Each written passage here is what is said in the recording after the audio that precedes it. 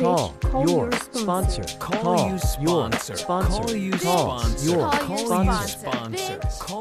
Welcome back to Bitch Call Your Sponsor. I'm Misty. I'm Mark Christopher. Hello, Mark Christopher. We're going to do our primary purpose. Our primary purpose is for Mark Christopher and Misty to grow their friendship and maybe help others. Posible. That's Spanish. I knew that. I was just checking you. Yeah, right. I passed. You're bringing our topic. Okay, so you asked me to find a topic, and this is my favorite 3 pages in the big book. Oh. So it's page 101, 102, and 103. Mm-hmm. And I'm not going to read it all, but I'm just going to read a couple things out of it that I love, because it is, after being sober for 12 years, these are situations that we're put in, and I like being able to go to clubs and bars and listen to music, and I like to have the freedom to go wherever I want. So it says, assuming we're spiritually fit, we can do all sorts of things alcoholics are not supposed to do. Okay. Mm-hmm. And an alcoholic who cannot meet them still has an alcoholic mind, but there is something the matter with his spiritual status. Okay. So, and then I'm just skipping to the underlined parts. If the alcoholic tries to shield himself, he may succeed for a time, but he usually winds up with a bigger explosion than ever. We've tried these methods. These attempts to do the impossible have always failed. So our rule is not to avoid a place where there is drinking if we have a legitimate reason for being there. It includes everywhere. And then it goes into saying, be sure you are on solid spiritual ground before you start any motive, and that it's going to be thoroughly good. So do not think of what you will get out of the occasion. Think of what you can bring to it. But if you're shaky, you had better work with another alcoholic instead. So I can't wait to hear your thoughts on that. Okay, I love this so much. It so goes along with the Misty philosophy of recovery, which is whatever we resist persists. And so when I first got sober, I was like, oh, these people will kick me out, because I was waiting tables when I first got sober. So I went to the meeting. I was like, listen, I wait tables, I work around alcohol, I work in bars, so I probably can't be here. And they were like, oh, do you want to come to our waiting tables meeting at 2 p.m. on Wednesdays? And I was like, damn it, because I really wanted them to kick me out, And I just love that it's really saying there's a mindset. And I feel like that's what was wrong with people trying to get sober before the program came out, which is, we're going to improve your insides, and then you're going to have the freedom to go anywhere you want in the world. Not bad, you can't go there, bad, you can't go there, because that just brings up all the rebelliousness. So that's the same way I sponsor. It's the same way I do my recovery. And when I get in an elevator and it says do not press, I'm like, yeah, I'm gonna press that button. Right. So yeah, I love this. Well, me too, because okay, so and then I had a sponsor in the beginning. This is not necessarily about drinking, but this is what I love about these 3 pages as well, is for me, it also carries over into sexual practices and let's call them romantic for the sake. Let's keep this PG. It's explicit. So. Okay, good. So what I love about my first sponsor is he knew that if he told me to not have sex, I was going to have sex. Mm-hmm. What he said to me And I love this. He said, if you are going to have sex, make sure that you and the person that you're having sex with have an understanding as adults that you're not hurting anybody, you're not cheating, you're not stealing, you're doing it on an adult basis, right? So because of that, in my first year, I had a lot of fun, but I wasn't hurting anybody, like for all the years in my past where I was lying, cheating, and stealing, and like would disappear on my boyfriend for 4 or 5 days and then come home and like, of course, but this was like, I had the now I'm not using these 3 pages as an opportunity that I was like just always having sex, but what I'm saying is that it changed it up, that I was just, it was okay if I wanted to go to the club. It was okay if I still wanted to hear, because I love electronic music and I wanted to hear DJs and I wanted to go someplace. But here's what else it did. It made it okay that if somebody kept offering me something and I said no, it made it okay to let them know in a way that they would understand that I don't drink. Right. That it's that there are people out there that don't drink, that still go to places, that have normal lives, that they don't get plastered everywhere they go. And so many people in my life still to this day, when they're first getting sober, I feel like that language of being able to tell somebody that they don't drink is one of the most difficult things that we encounter, Yeah. Don't you find?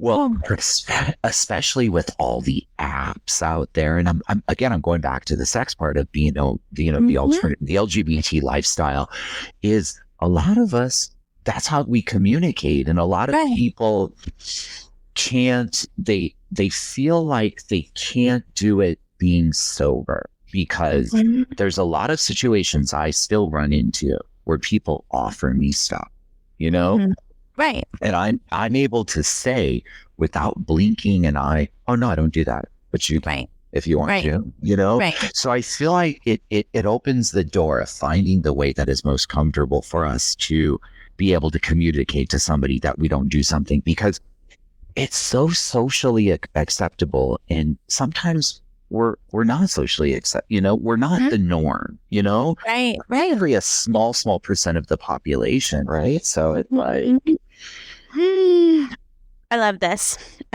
So when I first got sober, I put down the bottle and I picked up dick. I did whack-a-mole, and I switched from one addiction to the other. Like, whoa. And really, when I was drinking, like, I remember my roommates going, we really think, that guy, really, really likes you. And I'm like, which guy? Like, I had my peace of mind, and it was John Barleycorn. And then I get sober, and I'm like, men, and it just, if I had a sponsor that said, no, I don't think I'd be sober.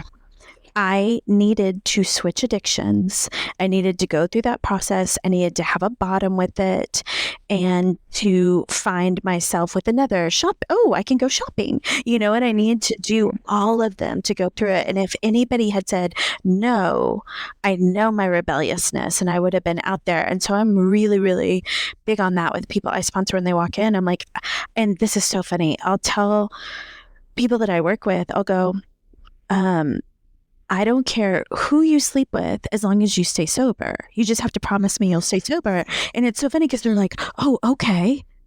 Like, they feel like it's like, oh, okay. They're like, it's like a reward. I needed to be rewarded when I first got sober. I needed a little reward, Yeah. And they take it so seriously. They're like, oh, wait, I told her I would as long as I stayed sober. Like, that for some reason, they just really have locked into, I did promise this, And I remember I also discovered a key. I think I may have been like 4 years sober, but there was this guy, I just have to use some name because everybody has a name. We'll do sunglasses so that I don't hurt anybody. But there was a guy, sunglasses, and he was such a nerdy guy, Mark. He was such a nerd. But he kept sleeping with newcomers. So all these sponsors would warn the women, like, hey, don't go to Sunglasses house. Like, don't have pizza with sunglasses. Don't work the steps with sunglasses. And Sunglasses had a line around his door, you know? And so I remember telling sponsors, well, maybe you should talk to Sunglasses about that. And they were like, ooh, sunglasses. Yeah.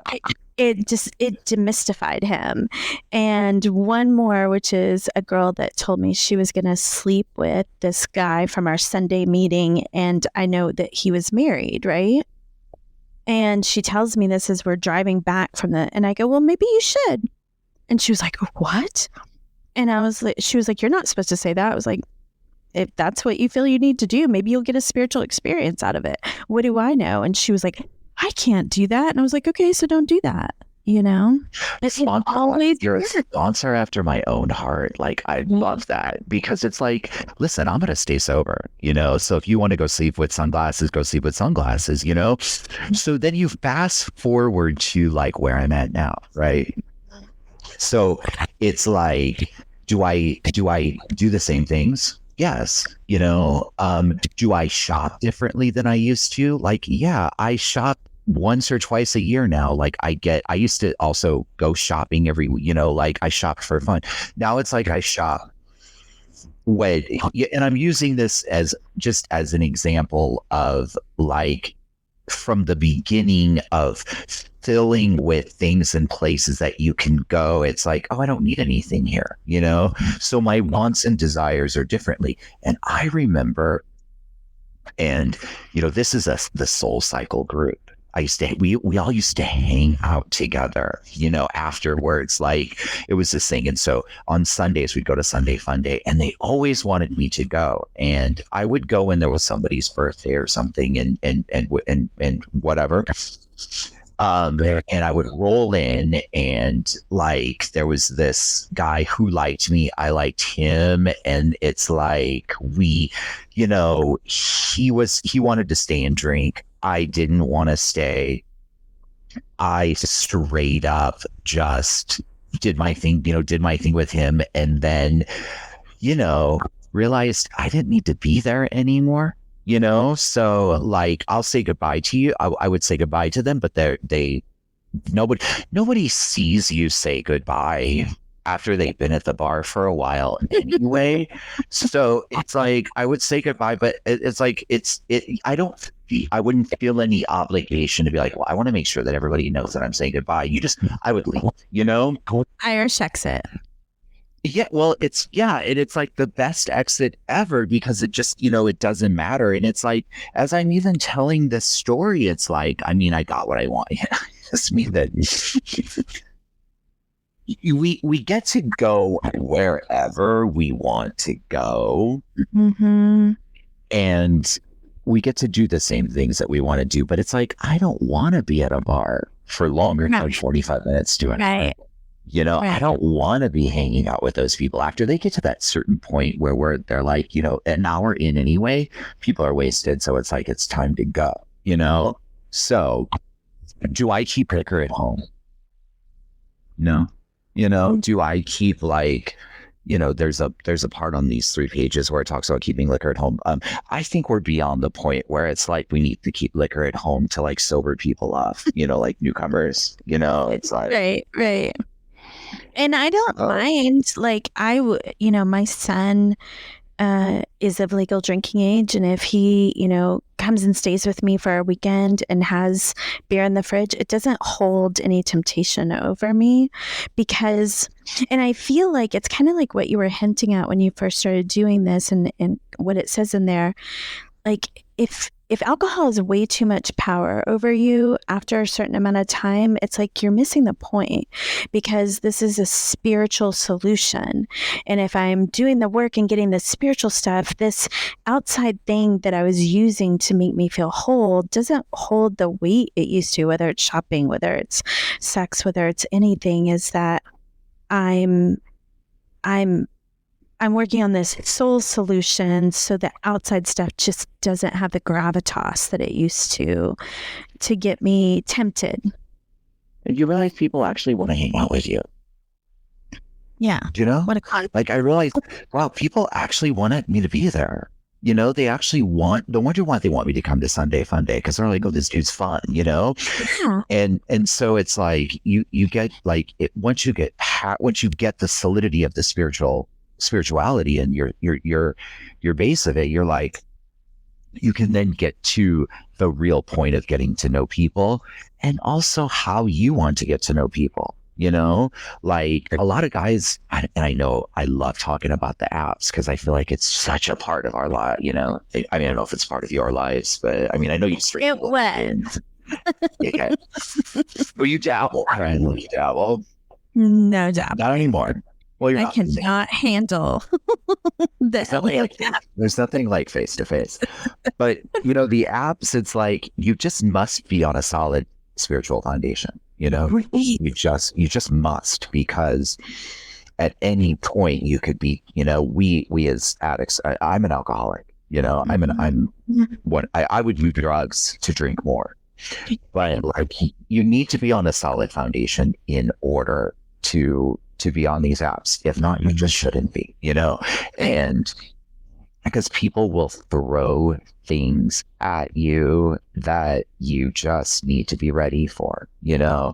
And, you know, when I tell my sponsees when they're new, don't be on, you know, I'm not going to say don't be on the apps, but just know the reason why you're on the app. If you're looking for your next husband or like love, you know, on a Grinder app or Sniffies, you know, then is that spiritual? You know, is that really like a spiritual experience? It's going to the hardware store and asking for milk. You know, I love that one. I just love that one. Or like, or what he said, juice. He said juice, and that killed me.